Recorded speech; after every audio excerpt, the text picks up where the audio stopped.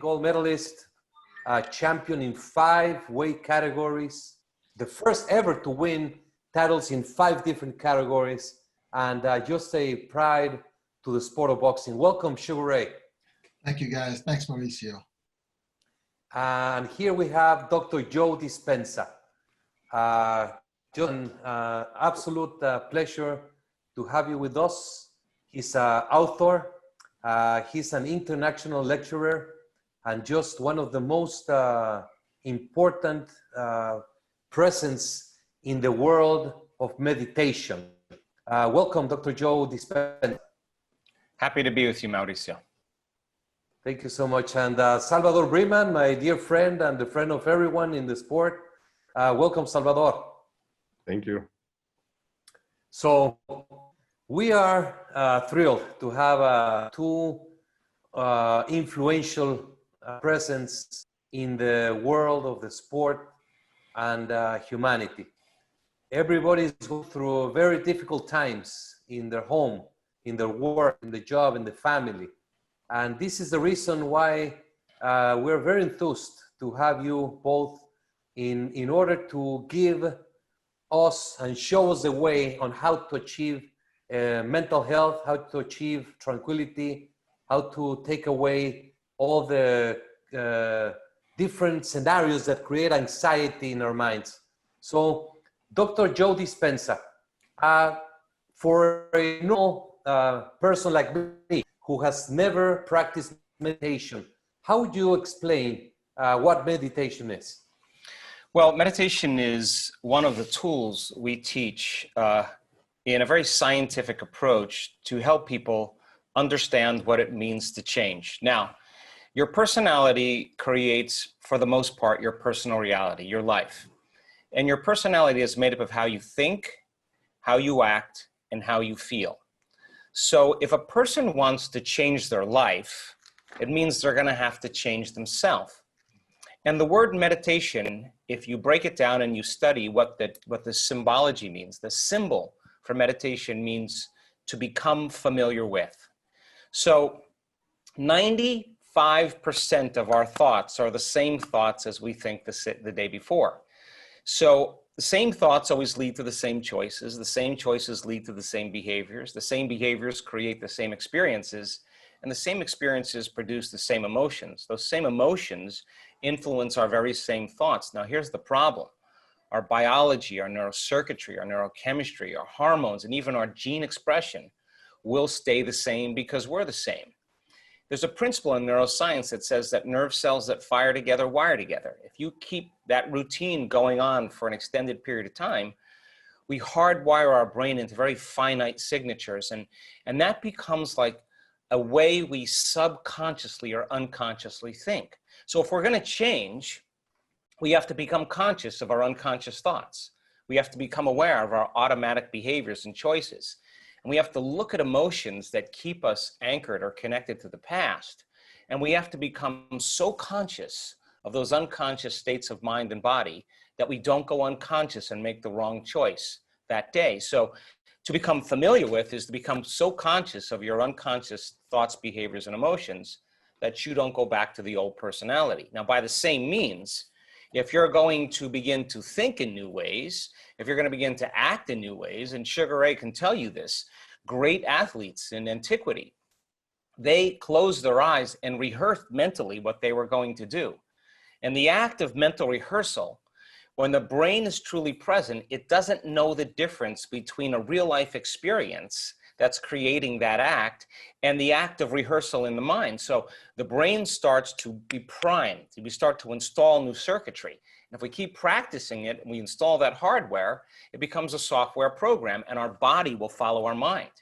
So then we have to teach our body emotionally what our future will feel like before it happens. And if we keep trading anxiety for courage, if we keep trading anger for compassion, and we create those chemicals, doing it over and over again, it will begin to become familiar to us. So we like to demystify meditation and show people that they have within their reach all the tools to begin to make important changes in their life. And when people begin to make those changes from an old state of mind and body to a new state of mind and body, somehow their life begins to change. And that's what we want to see for everybody. I love the way you put it. You change courage to compassion and anxiety. So we take anxiety and we turn it into courage. We take courage. Anger or hostility and we turn it into compassion. It's just chemistry. And we get to choose by volition what states of mind and body we choose to live by. Sugar Ray, have you ever experienced or have you done meditation yourself? Yes. I've been sober now for 15 years. And it didn't come about because I didn't believe I was an alcoholic. My wife called me an alcoholic, both of them. My perception of an alcoholic was someone on the streets, homeless, nothing to show that they are productive. But it was a rude awakening, my first meeting, my first AA meeting. And that has made me such an incredible person now because, you know, boxing saved my life because to be the best, to be the champ, you have to be clean, live a good life, be healthy. But the minute that thing stopped back in 1982, my career, because of the eye injury, a partial detached retina, I was lost. All of a sudden, I was lost. And I found alcohol to be kind of a cushion because I normally kept things to myself. I didn't tell people my problems. I didn't tell people what happened to me when I was a kid, being sexually abused. I didn't tell kids if I was scared or this or that. I kept it here and kept it here. And it nearly took me out. But boxing kept me going, kept me strong. So you have to learn how to surrender. You have to be willing to give or to accept the fact that we are who we are and work on that. That's a tremendous statement. I see that we usually find temporary relief in alcohol, in drugs, or in other addictions. And the way that you managed to take that anxiety and put it into courage, as Doctor described, that's the way you perform in the ring. Did you ever dream what a fight was going to be like when you were going to face Hearns or Hagler? Did you have dreams before and then you perform it? Dreams, that's an understatement. I visualize, I choreographed the fight in my head with Duran, with Tommy Hearns.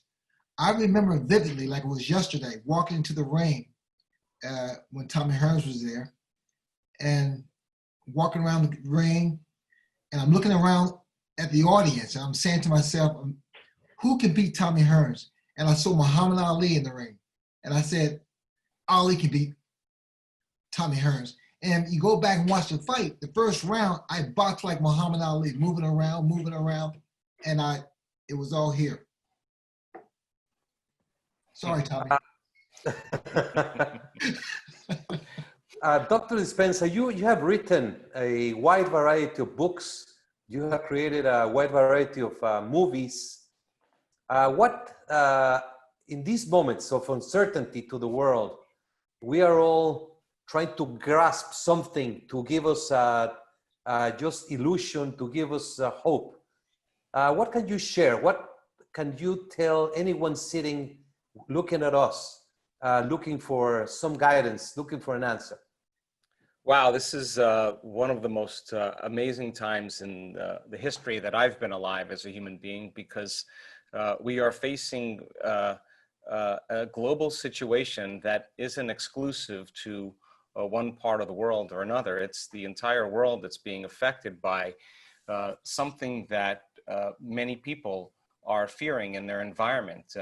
And it's interesting because when people are afraid of the unknown, and uncertainty is the unknown, and when we are threatened in some way, we move into a state of survival. And in survival, we release certain hormones that create a stress response. And when we react to someone or something, or some news or some condition in our environment, we mobilize enormous amounts of energy to be able to deal with that threat or that danger. Now, for the short term, that's really good. I mean, if you're being chased by a lion, you better switch on that mechanism and move as fast as you can. And that's healthy. That's very adaptive. But when it's not a lion and it's someone losing their job, it's someone not being able to pay their bills, it's someone who lost a loved one because of some health condition, all of a sudden what was very adaptive becomes very maladaptive. Because when we turn on the stress response and we can't turn it off, now we're headed for disease, because no organism in nature can live in emergency mode for an extended period of time. So look at the global situation. There's so much fear, there's so much anxiety. And what is anxiety? This is how powerful the mind is.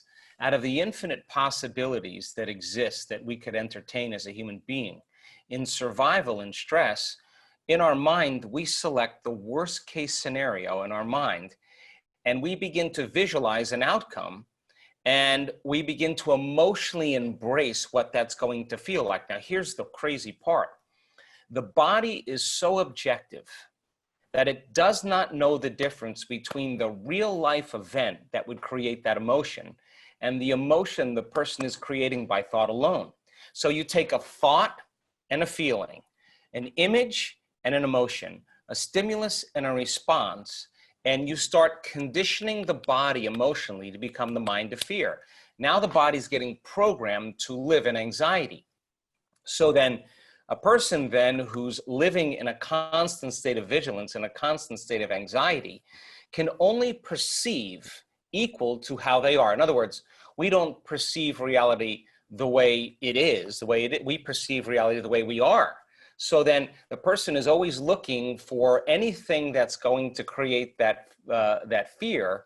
And so then they become victims to their environment. In other words, if I said to you, Mauricio, why are you so upset today? And you said, I'm upset because of this person or the news or this circumstance. What you're really saying is that some condition in my environment is controlling the way I feel and the way I think. Now, anything that can control us, we tend to be victims to. So in these current times, it's so important for us to break from our routine. Everybody's routine has been interrupted.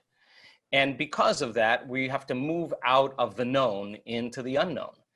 And people who see these times as a great opportunity to recalibrate, to reassess their values, to really decide what's important to them, to really think about a new way of living in their life, whether it's social injustice, whether it's being at effect of a virus or a pandemic, or being creative and creating a new way of living with a new livelihood. Everybody is faced with uncertainty. And most people who live in uncertainty has better chances of survival if they run from the unknown. But in these times of uncertainty, we have to really do the opposite. We have to get super creative. In survival, we tend to trust less. We tend to feel more separate from everyone and everything. And this is a time actually to do the opposite. We have to unite as a collective. We have to really begin to support one another. We have to begin to love one another. We have to start taking care of one another. And why is that important?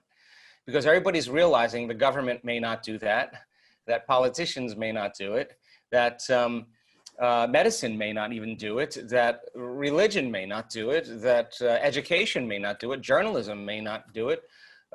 It's up to us, for us to, as a species of human beings, to begin to decide who we want to be when we emerge from this situation. Can we be more loving? Can we be more compassionate? And by example, start to demonstrate that to the world. Now, a lot of people, when they're in survival and they feel fear, they're so used to relying on something outside of them to take away that fear. So if it's a drug or if it's alcohol, if it's a substance, if it's gambling, if it's shopping, if it's overeating, undereating, whatever it is, a person is using something in their outer environment to take away that feeling. So the moment the feeling goes away and they feel better, they pay attention to what caused it. And now they become dependent on that external substance. Nothing wrong with that, because everybody's desire is to truly change and to make that feeling go away. The idea of being able to do that without anything outside of you and learn a process or a way to change your inner state, I think is what people are looking for more than anything else, because when the feeling goes away, the person is back to that emptiness, they're back to that pain, they're back to that separation, and they're looking constantly to make that change. So an amazing time in history for us to reassess our values and begin to decide who we want to be when this thing passes, and how we can have sisterhood and brotherhood and connection and not be seduced by all the things that typically create separation. And we have to be the example, in a sense, for all the changes that we'd like to see in the world. And it's an important time right now. You know, Joe, that really resonated with me, because I mean, I've never witnessed as much hatred. I mean, I said, how can someone hate someone because of the color of their skin? It's a situation where is that now this whole thing with racial inequality, and then with the virus, I mean, which is global now. This, I could not fathom this. I could not even envision this taking place. I mean, everyone has fear. They may not say that, but there's fear there. And I think the only way we will come together is to be together. You know, whether you're black or white, Asian, whatever the case may be. I never thought that in my lifetime that this type of thing will surface, and it has. You have a great history with Nelson Mandela.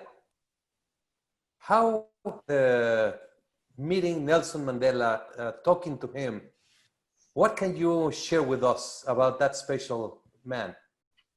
Well, first of all, Mauricio, it was indeed an honor. I was in South Africa and for a speech, and I got back to my hotel and the phone rang, and it was an assistant for Nelson Mandela. He said, Mr.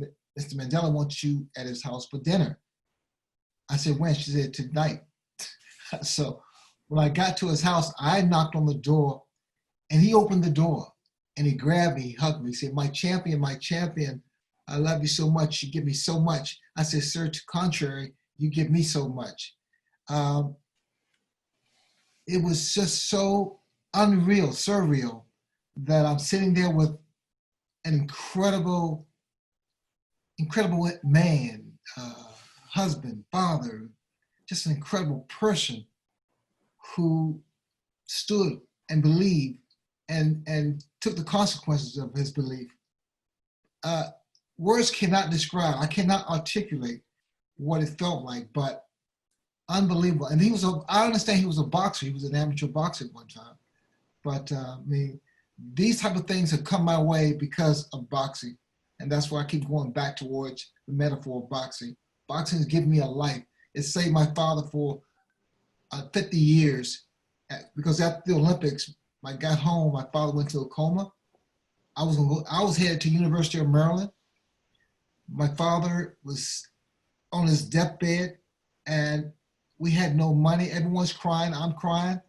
And I asked my mentor, Jenks Moore, I said, Jenks, how can I make fast money? He said, turn pro. I turned pro. My father lived another 50 years, and life goes on. Joe, did you ever box? No, I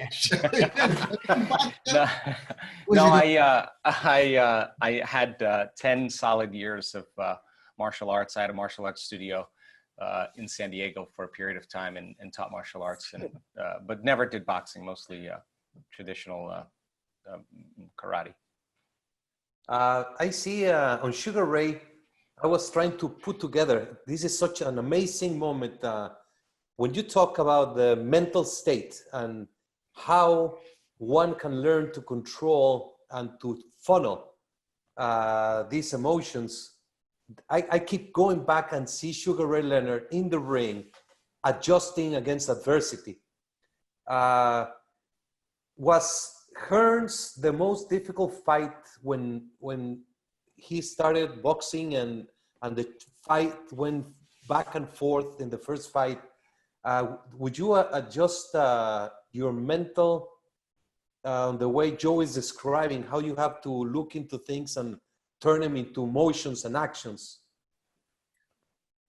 It's a great comparison. In fact, that each one of those fights with Tommy Hearns, Roberto Duran, Marvelous Marvin Hagler, each one of those required a certain significant mental stability. With Roberto, the first fight, he won that fight because he got into my head. And it was because I don't know, he said some very awful things to me and to my wife. But I love Roberto. We're friends now, so I can talk about him. But he won that fight because he beat me mentally. With Tommy Hearns, it was so difficult to win against this incredible athlete, this guy who was a freak of nature, Tommy Hearns, at 147 pounds, height, reach, knockout power in both hands.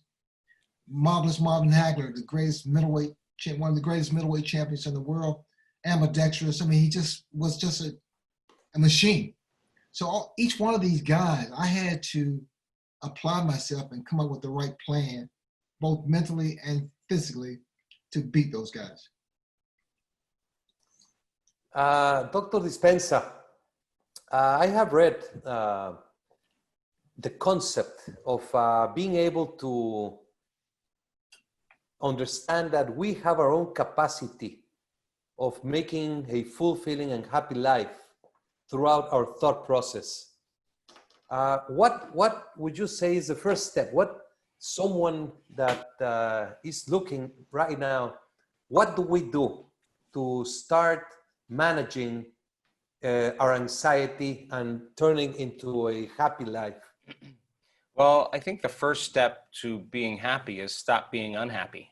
Mm-hmm. And that's easier said than done, Mauricio, because we all get branded emotionally from different events that take place in our lives. And here's how it works biologically. The stronger the emotion that you feel from some experience that's taken place in your past, the more altered you feel inside of you, the more the brain leans in and freezes a frame and takes a snapshot, and that's called the long-term memory. Now, that image, that memory is branded neurologically in the brain with neurocircuitry, and the emotion then is conditioned in the body. Now, here's the crazy part. When we recall the memory, we begin to produce the same chemistry in the brain and body as if the event is happening. And over time, as we just keep recalling the event, we're conditioning the body emotionally into the past. So then conditioning becomes a subconscious process. So you say to the person, why are you unhappy? And they'll say, I am unhappy because of this experience that's happened to me 15 years ago, 20 years ago, or I'm unhappy because I had a series of events that caused me to feel these certain emotions. And what they're saying, really from a biological standpoint, is that moment changed me, and I have not been able to change since. They'll say, it was that event that caused me to be this way. And so then when we react to things in our lives, and there's a chemical period called the refractory period. And if you don't know how to control your emotional reaction to certain problems or conditions in your life, and you allow that period to run for hours or days, that's called a mood. And you say to a person, what's wrong with you? And they say, I'm in a mood. And you say, why are you in a mood? And they say, I'm in a mood because of this person or this circumstance. If you keep those same chemicals running for months at end, that's called a temperament. So you say, why is he so angry? Why are you angry? Well, I had this thing happen to me 9 months ago, and I'm having one long emotional reaction. If you keep that same refractory period of chemicals, of emotional reactions going on for years on end, that becomes a personality trait. So most people's personalities are derived from experiences of the past. Now, if you want to change a person, they're literally living by the memories of the past. Is it possible then that they can be defined by a vision of the future? And stop telling the story of the past and start telling the story of the future. Start believing in their future more than they believe in their past. Start romancing and falling in love with the future more than we fall in love with our past. Now, that sounds very easy from a theoretical standpoint, but our research shows that it's a formula. You can teach people how to do this, just like you can teach them how to hit a golf ball or teach them how to hit a tennis ball. It's just learning the understanding of that process. Now, as a person begins to climb out of the old self that's connected to past experiences, they have to literally get beyond certain unconscious programs. So then the person then who's waking up every day and thinking about the problems in their life unconsciously, the moment they start thinking about the problems in their life, those problems are memories that are etched in the brain that are connected to certain people, certain objects, certain things at certain times and places. And the moment they start remembering those events, they're thinking in the past. Well, every one of those experiences has an emotion associated with it. So thoughts are the language of the brain and feelings are the language of your body. And how you think and how you feel creates your state of being. So most people wake up in the morning and their entire state of being, their entire personality is anchored to the past. Now that's the known, that we call that the familiar past. Then they get up and they run through a series of unconscious automatic routine behaviors. They get up on the same side of the bed, they use the toilet, they go to the kitchen, they get a cup of coffee, they go in the shower, they wash themselves the same way, they put on clothes and they drive to work, they do the same things at work, they go shopping, they buy the same food. And now they do this for years on end. And now their body is programmed on autopilot into a predictable future, and their body's dragging them into the same future based on what they did in the past, and they've lost their free will to a series of programs. So if the familiar past is the known and the predictable future is the known, there's only one place where the unknown could exist, and that's the sweet spot of the generous present moment. And teaching people how to get present, teaching people how to dissociate from their past, their predictable future, from the people in their life, the things they own, the places they have to go, to get beyond the bodies of habituations and emotions, is causing them to no longer be in a program. That's the moment they're separate from the program. That's the moment that they begin to create new possibilities. And so then some people have to reach their lowest denominator. It has to get so bad that whether it's trauma, crisis, disease, diagnosis, loss, they have to get to that point where they feel so bad that they no longer feel like themselves. And when they feel like themselves, they can see themselves through the eyes of somebody else and they go, oh my God, I got to change. Well, my message is, why would you wait for that? You can learn and change in a state of pain and suffering, or you can learn and change in a state of joy and inspiration. So if the person woke up every morning and said, let me write down the thoughts that I think that make me feel unhappy, and I'm going to become so conscious of those unconscious thoughts, I'm not going to go unconscious of them during my waking day. Now that's discipline.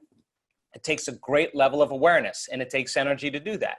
Then if you said, God, I'm going to stop blaming, complaining, make excuses, feeling sorry for myself, you would become conscious of your unconscious behaviors, so conscious that you wouldn't go unconscious again. Then you say, well, listen, am I going to let some person or some circumstance, traffic, the news, whatever, make me feel unhappy and I'm going to feel that emotion? No.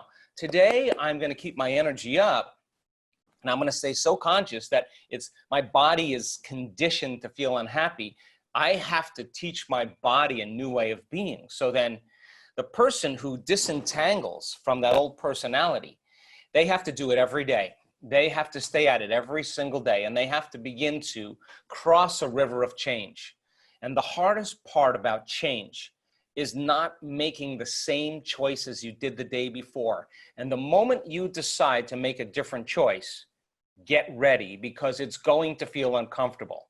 It's going to feel unfamiliar. It's going to feel unpredictable. You've just left the known and you stepped into the river of change, and that's the unknown. Now, if the body has been conditioned emotionally to be the mind, the servant's now the master. So the moment the person steps out and is no longer complaining and blaming and thinking certain ways or emotionally reacting, the body starts sending signals back to the brain that says, you're a loser, you'll never change, it's your father's fault, it's your mother's fault, have a drink, start tomorrow, this doesn't feel right. And most people respond to that thought as if it's true. And that thought leads to the same choice, which leads to the same behavior, which creates the same experience, which produces the same emotion. And those people will say, this feels right to me.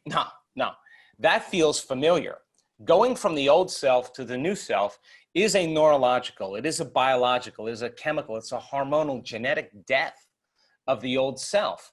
Now, people will say, well, I don't know if I can white knuckle it across that river. Well, you don't have to. The best way to predict your future is to create it. What thoughts do you want to fire and wire in your brain? And if you put your attention and intention behind it, and you start firing and wiring those circuits, you're installing the hardware. And if you keep doing it, it'll become a software program, and that'll be the new thought in your head, like, I can, it's possible, I believe in myself. Well, no magic there.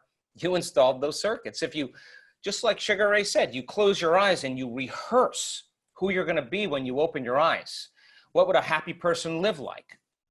It's no different than getting in the ring and choreographing a whole round.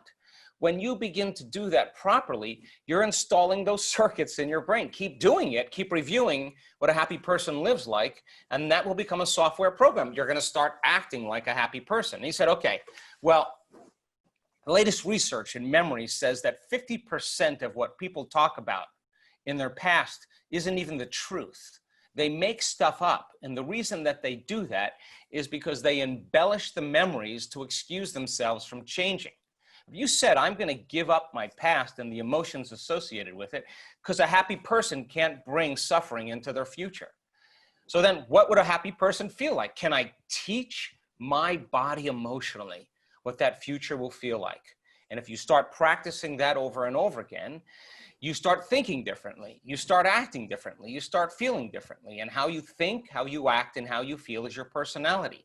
Do that enough times, and all of a sudden you start seeing magic happen in your life. Doors start open, synchronicities, opportunities, new possibilities. That's because you're not the same person. So the person who crosses that river of change, when they get to the other side, they look back at their past and they'll say, I would never change one thing in my past because it brought me to this moment. And that's the moment the past no longer exists. So that person, in a sense, is reborn in the same life, born in a new personality, and they retire the past. And the memory then, without the emotional charge, is called wisdom.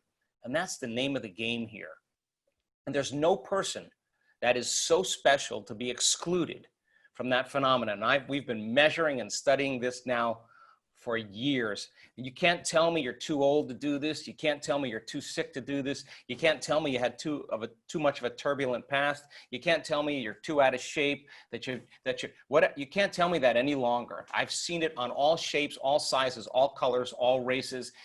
The person who makes up their mind and they make a decision with such firm intention that the amplitude of that decision carries a level of energy that causes their body to respond to the mind.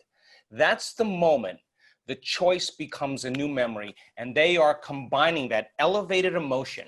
And the stronger the emotion they feel from making that choice, the more they'll remember the choice they're going to make. And now they're conditioning their body into the mind of the future. And people have healed themselves from stage 4 cancer, from Parkinson's disease, from rare genetic disorders, from MS. I've witnessed it. And you ask that person, how'd you do it? The first thing they'll say to you, I just made up my mind, and no person, no circumstance, no condition in my life moved me from it.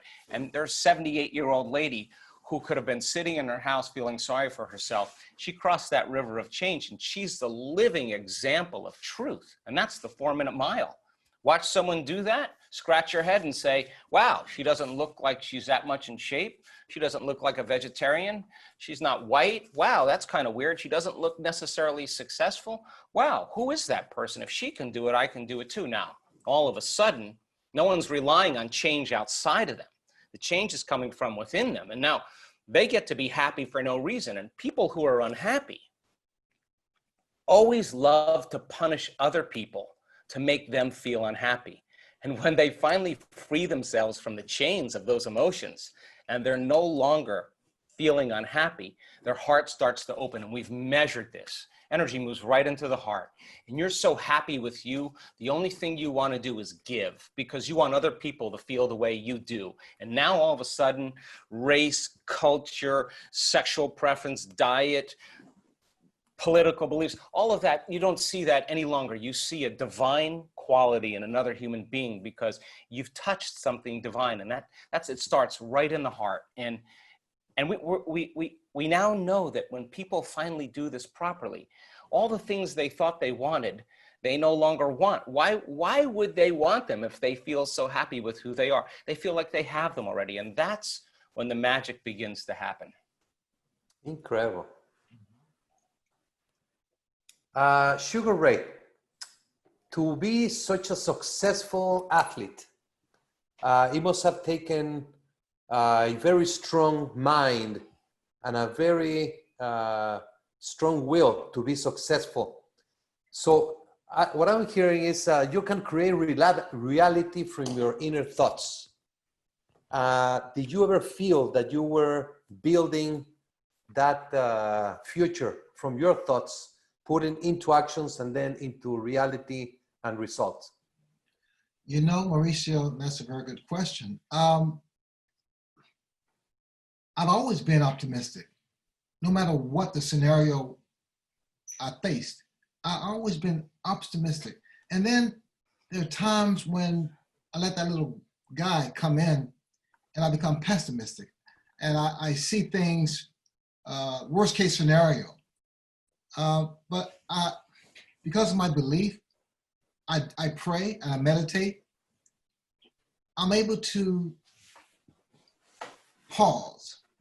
And that's a good word, pause, because sometimes, especially times like this, with the coronavirus, the quarantine, my wife would say something to me, my lovely wife would say something to me, and I would take it, I would hear it as being condescending. And I would say something, and then I catch myself, and I've learned how to do that pretty well. But the point I'm trying to make is the fact that you have to believe in yourself, because if you don't, no one else will. You know, Mauricio, it's like when I fought Marvin Hagler. When I told people, I said, yeah, I'm going to fight Marvin Hagler. I say, well, when? I said, in April, in about a year. No one believed I had a chance with him. And it's also my heart. Also, I don't always believe what's here. Sometimes it's my gut feeling that tells me that it's okay.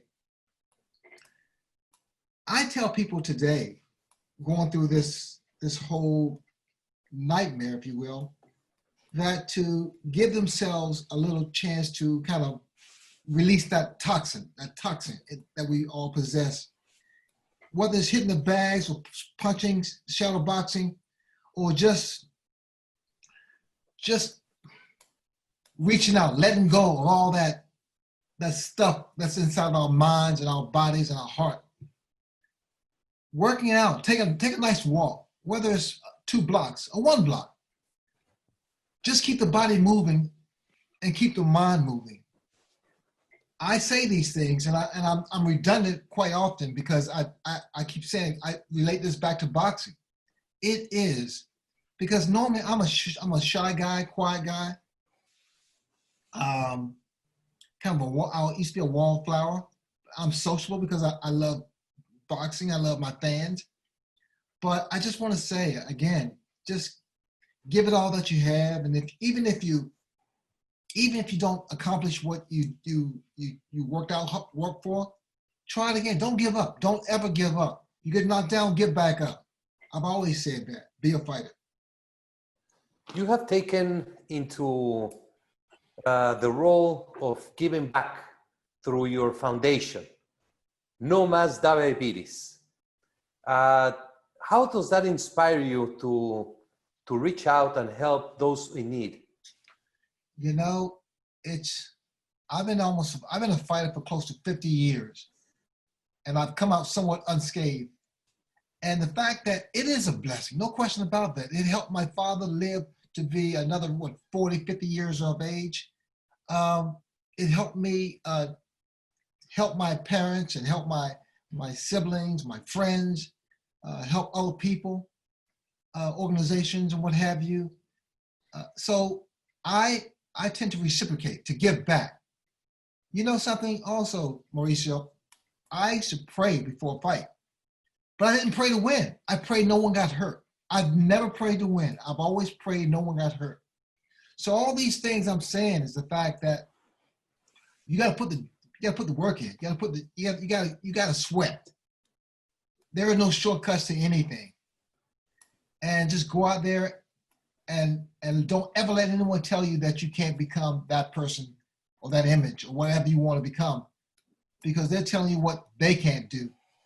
Don't let them convince you to do something less.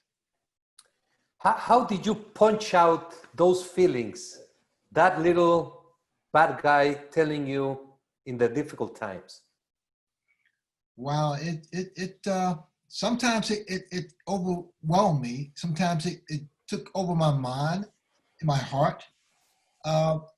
And what happens, the first drink that I took, it was pretty much all downhill because I wanted more. I wanted to feel that way even a little better. I wanted to get that cushion that eliminated the blows, the power of the blows.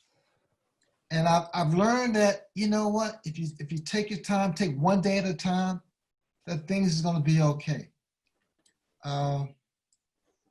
Wow, you know, it sounds 10 years ago, 20 years ago, I would never say this, but I'm proud, I'm happy to be an alcoholic, you know, because I can help others. I can inspire others to, because it's something that would take you down and take you out. And you know what, with the way things are going in life today, our society, around the world, we need to be happy. We just need to be, we need to help each other. Put it that way. We need to help each other. Joe, what do you say to someone who is struggling right now, having whatever problem? How do you guide them to get out and to dig deep a vision to take them forward?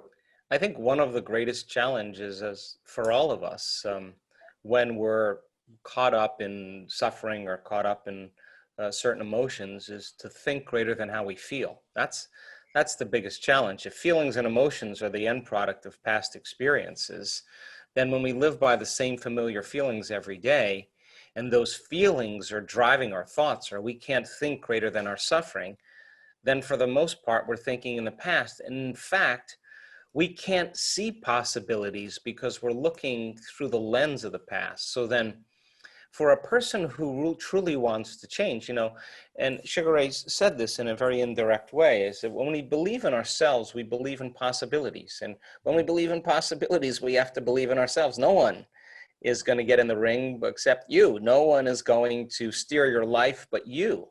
And we all have good habits. We all have things that we want to take with us in the process of change. So for me personally, I believe that science is the contemporary language of mysticism. I think science demystifies the mystical. And in fact, when we teach people the process of transformation, we use the scientific model that transcends culture or religion or transcends the traditions of beliefs that were maybe really powerful 5,000 or 2,000 years ago in a different language. So I think the number one thing for anybody is to begin to fill their brain with knowledge. When you get information causes you to become aware of what you were once unaware of. And awareness is consciousness, and consciousness causes us to change our energy. We see possibilities that we didn't see before.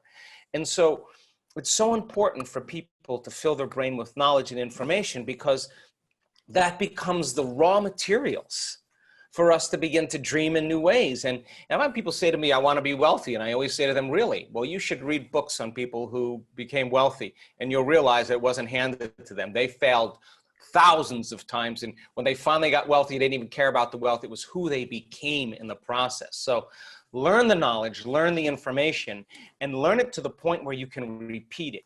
If you can't repeat it, then it's not wired in your brain. And we now know that if you give people the right kind of knowledge, and every time you learn something new, you make new connections in your brain. That's what learning is. Learn a bit of information and study it for 1 hour. And the research shows, Nobel Prize laureate, you'll double the number of connections in your brain just by learning information. Now, that information that you've learned, if you don't review it, if you don't think about it, if you don't repeat it, the research shows it's going to prune apart within hours or days. So if learning is making new synaptic connections, then remembering is maintaining and sustaining those connections.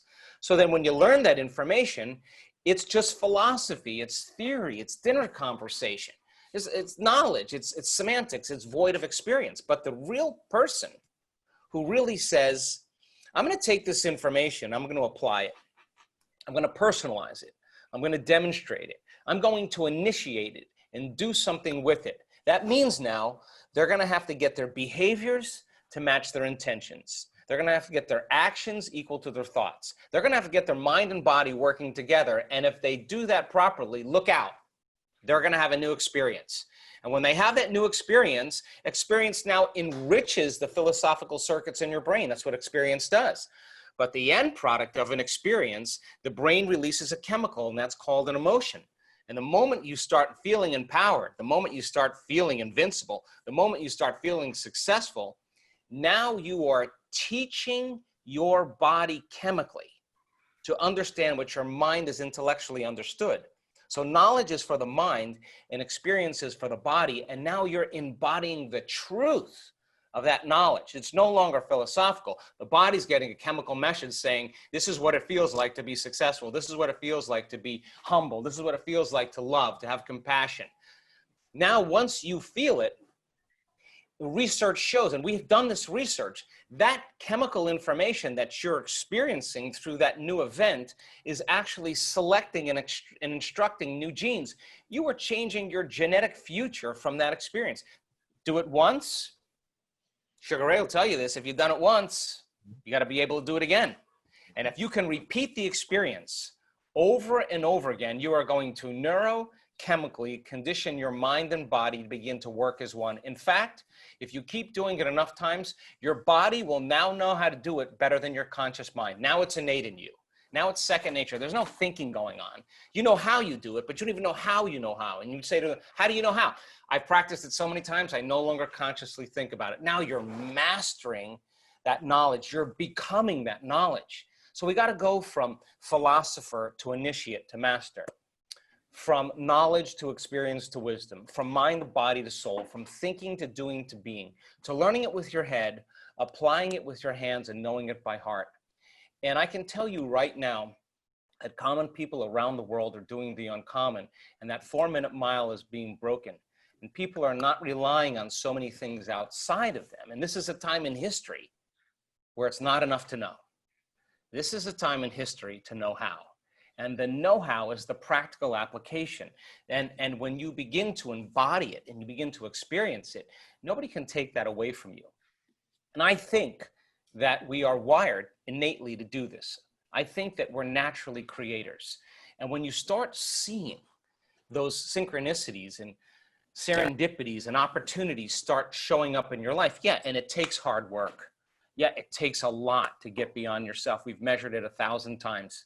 And person who has tenacity, the person who has an uncompromising will, the person who's never going to give up on that vision, they are going to walk away with some really important jewels because they're going to become that person. And it's not about people's wealth. It's not about their success. It's not about their fame. It's not about their health. It's who we become in the process. And we have to overcome and overcome and overcome till we become that person. And when we finally arrive there and we're happy for no reason, we are rich people. We are the richest people in the world. Well, I'm here in the presence of two heroes. You have influenced millions. One through your presence in your events. You have your 7-day events that have been highly successful. Where can we lead people to learn more from Joe Dispenza? Thank you, Mauricio. My website is just Dr. Joe Dispenza, and there's tons of resources, books, online courses, just giving people the tools and to begin to empower them to make the changes that they want in their life. And in the last year or so, I think 2 years, the research we have now, we now know that you can make your brain work better. You can open that heart of yours and make it work better. You could change your genes. We've measured it. You can make your immune system stronger. We've measured that. You can lengthen your life. We've measured that. We want people to, independent of all the things that separate us as a human species, we want people to come together and take care of one another, to love one another, to heal one another, to support one another, to be kind to one another, to respect one another, to tell the truth to one another, to inform one another. That's what we want. We want a new consciousness in the world where I don't see anything else but a human being. And when we get into that heart of ours and we know how to self-regulate, I think that people will be empowered to do that more. Thank you. Sugar Ray Leonard, you have inspired generations through your actions in the ring, through your actions outside the ring, through your generosity, your genuine love for others. Where can we learn more about Sugar Ray Leonard? Okay, Mauricio, that's at sugarrayleonard.org. And we're raising awareness and raising funds that goes towards research for type 1, type 2 diabetes. I would like to thank both of you for this moment. We are all finding challenges day after day, and I want you to know that this program will generate tremendous amount of knowledge. I have learned so much, and I'm gonna take it as a personal will and dream to learn more and to teach more and to help more. And your contributions in your areas have been and will always be very special for humanity, especially now in times of challenge. We need to look up to someone, to something, to have that will to come out and be successful and to be a champion. Thank you so very much for your time. God bless you and take care, and we'll make it through as a champion. Thank you. Thank you. All right, Joe. Thank you, guys.